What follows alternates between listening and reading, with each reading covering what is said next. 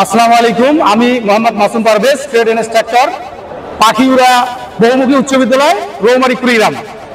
আজকে আপনারা জানেন যে এমপিওভুক্ত শিক্ষক সমাজ এই শহীদ মিনারে জমায়েত হয়েছে। আজকে ৮ম দিনের কর্মসূচি আমাদের চলমান।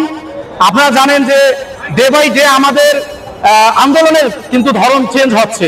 আজকে আমাদের আন্দোলনের যে কর্মসূচি ছিল সেটা হচ্ছে খালি প্লেটে হাতে নিয়ে আমরা শহীদ মিনার থেকে শিক্ষা ভবন পর্যন্ত ভুখা মিছিল করব।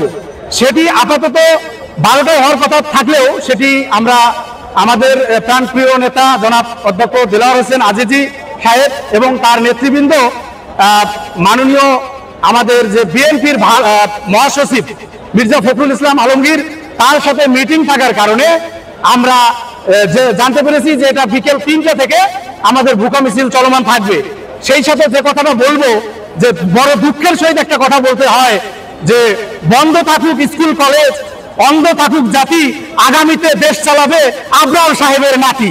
এই আবরার সাহেব আজকে শিক্ষক সমাজ সারা বাংলাদেশ থেকে বাংলাদেশের সর্বোচ্চ একাডেমিক সার্টিফিকেট অর্জন করে তারা আজ রাজপথে এই রোদে এই তাপে তারা ধার কর্জ করে টাকা নিয়ে এসে খরচ করে এখানে আছে। আপনার কি লজ্জা হয় না?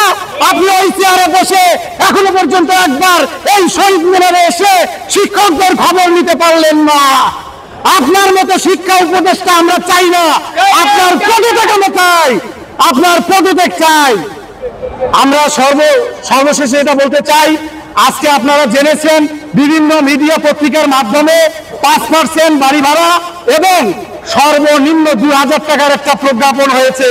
এই প্রজ্ঞাপনকে এমপিওভুক্ত শিক্ষক সমাজ ঘৃণা ভরে প্রত্যাখ্যান করেছে।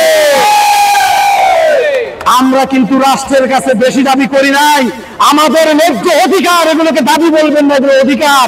এই অধিকার আমাদের 45% বাড়ি ভাড়া, 1500 টাকা মেডিকেল ভাতা, 100% উৎসব ভাতা। সেখান থেকে রাষ্ট্রের কথা বিবেচনা করে যখন আমাদের নেতৃবৃন্দ এবং শিক্ষা উপদেষ্টার সাথে মিটিং দফায় দফায় হয়, সেখানে আলোচনার মাধ্যমে 20%-এর স্বীকৃতি দিলেও 2 মাস পেরিয়ে গেলেও শিক্ষকদের দেওয়া ওয়াদা পালন করা হয়নি। আপনারা জানেন যে কথায় কথায় মিথ্যা বলে, প্রতিশ্রুতি ভঙ্গ করে এবং আমানতের খেয়ানত করে, তাদেরকে কি বলে? আমরা এই মুনাফেক শিক্ষা উপদেষ্টার পদত্যাগ চাই, এই আবরারকে ওই গতিতে দেখতে চাই না। আপনারা মনে রাখবেন, গত যে মাইলস্টোন ট্র্যাজেডি হলো, সেখানে কিন্তু তার গাফিলতির কারণে যখন সারা বাংলাদেশের শিক্ষক জনসমাজ তার পদত্যাগ চেয়েছিল, তিনি বলেছেন তারা চাইলেই কি আমি পদত্যাগ করবো? বা আপনারা লক্ষ্য করবেন, বিশ্বের উন্নত দেশে তারা যদি তাদের পদে থেকে সেই কাজ ঠিকমতো করতে না পারে, তাহলে তারা লজ্জায় পদত্যাগ করে, আর আমাদের এই দেশে চেয়ারকে আর আঁকড়িয়ে ধরে।